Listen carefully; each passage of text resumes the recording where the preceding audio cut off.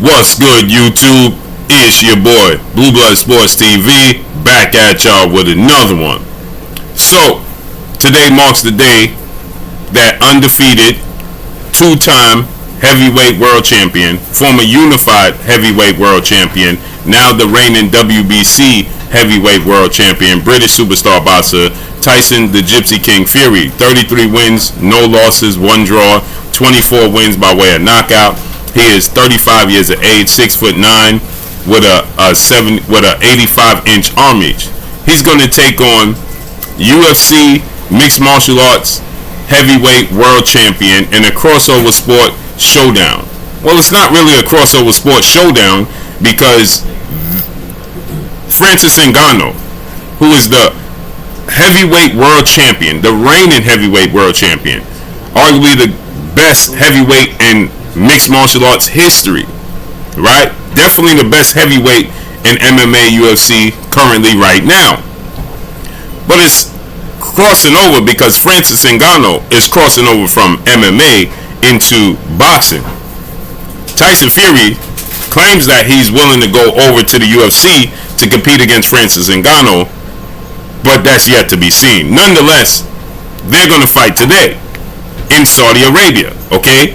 And so Francis Ngannou was previously with the UFC, Ultimate Fighting Champions with Dana White. Now he's with the PFL. Francis Ngannou is 37 years of age, 6'5" with an 83-inch arm reach, and weighs 260 pounds. He's 17 wins in the UFC with 3 losses, 12 wins by way of knockout. This is his first fight as a professional in boxing. Now he's a striker and a combat athlete, but this is a completely different profession, a completely different discipline. He is a combat athlete, no doubt, and he's a big puncher. Some say he's arguably the biggest puncher in all the combat sports. I beg to differ. We have in heavyweight boxing, we have Deontay the Bronze Bomber Wilder, Olympic bronze medalist, former reigning WBC American heavyweight world champion, superstar boxer, whose only losses and draws came at the hands of Tyson Fury. But Deontay Wilder, he has knocked down and knocked out every opponent he's ever faced, including knocking Tyson Fury down 4 times in their trilogy, okay? Deontay Wilder is 43 wins, 2 losses, 1 draw, 42 big wins by way of knockout. He has knocked down and knocked out every opponent he has ever faced, including Tyson Fury. He is the hardest puncher we saw in the history of the sport of boxing.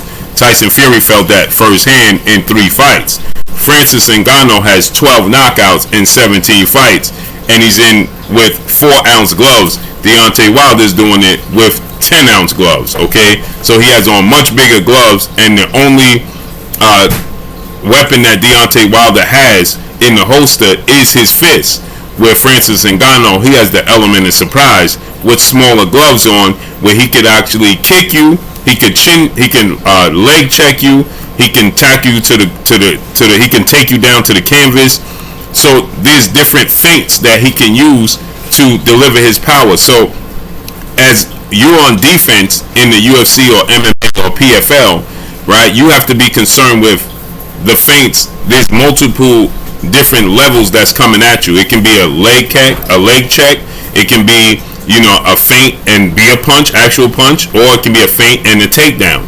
In boxing, the only feint you have is your shoulder feints and head feints, but at the end of the day, the only thing coming behind it can be a punch. So the element of surprise is not there in the sport of boxing. So, and they have on, Deontay Wilder actually has on 6-ounce bigger gloves than Francis Ngannou is using in mixed martial arts, in the UFC and in the PFL. So the delivery of power is completely different when you can hide your punches behind a kick, behind a leg feint, behind a feint, a takedown feint, and actually hide the punch that your opponent don't see. In the sport of boxing, you can feint with your shoulder, you can feint with your head, but that's about it. Because at the end of the day, the only thing coming at you is these. In the MMA, it can be a takedown. You can feint as a punch, and it can actually be a takedown. You can feint as a punch, and it actually be a kick. You can feint as a punch, and it actually be a punch. But there's just more that you have to be concerned with what's coming back. Again, in boxing, the only thing you can do is use these. So when you deliver the power with these, with the expected, right, you can knock people out with the unexpected more than you can with the expected. In the world of boxing, you say it's the punch you don't see is the one that hurts you the most. Well, guess what? You got to hide that punch in boxing because there's not many different ways. So keep in mind, Deontay Wilder is 6'7". He typically weighs about 220 pounds. Francis Ngannou is 6'6", 6'5". They both have an 83-inch arm reach, but he weighs about 260 pounds. So he typically outweighs Deontay Wilder by 40 pounds. Tyson Fury was outweighing Deontay Wilder by 50 pounds, 40 pounds, right? And he still dropped Tyson Fury 4 times. It's the delivery. If you give Deontay Wilder 4-ounce gloves and he has multiple ways of feinting you, and you have to worry about more coming back than just his fist, when he actually hits you with that athletic ability, that quickness, and that power, he can do some serious damage to his opponents. So what Francis Ngannou is going to bring to the table is, in a sense, it's by far not enough. Francis Ngannou just simply does not have enough abilities and feints. Tyson Fury has seen it all. He was in the ring with Vladimir Klitschko, who is called Dr. Steelhammer, okay? A knockout artist, Vladimir Klitschko, and he ended the reign of Vladimir Klitschko and the reign of Deontay Wilder, and they're two of the hardest punchers in boxing history, okay? So Francis Ngannou bringing that power to the boxing ring, but doesn't have the explosiveness. He don't have the speed. He don't have the experience.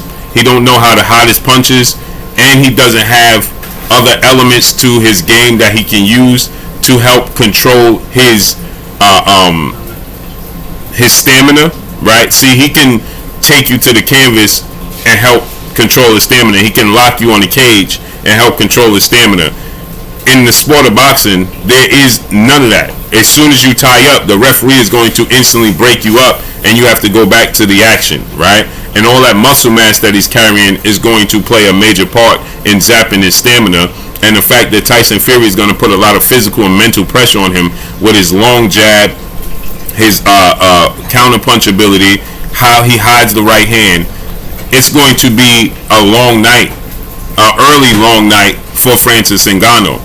But I do think Tyson Fury, being the showman, will put himself in harm's way because that's just who Tyson Fury is. So Tyson Fury, I believe, in the early rounds, in the first round or so, he could possibly get dropped. Don't be surprised to see Tyson Fury get dropped because Tyson Fury has been dropped by cruiserweights, right? But he gets up.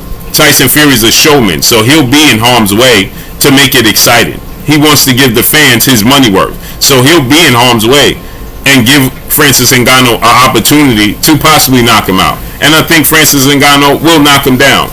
But once that happens, Tyson Fury will separate himself because he has a major fight on his hands in December. An undisputed showdown with undefeated Olympic gold medalist, former undisputed cruiserweight world champion, now unified heavyweight world champion, Alexander Usyk. They're going to fight in December for undisputed. So Tyson Fury is going to look to end this early, but at the same token, he wants to give the fans their money worth. He's a showman. He's an entertainer, right? And so he's going to entertain. He don't want to go in there and just absolutely blow out Francis Ngannou and not have it be close. He wants to give the fans their money worth. So we all know the showdown with him and Alexander Usyk, who is 21 wins, no losses, no draw, 14 wins by way of knockout, 36 years of age, 6'3" with a 78-inch arm reach, is going to take place in December for undisputed. Tyson Fury is not truly interested in the legacy part.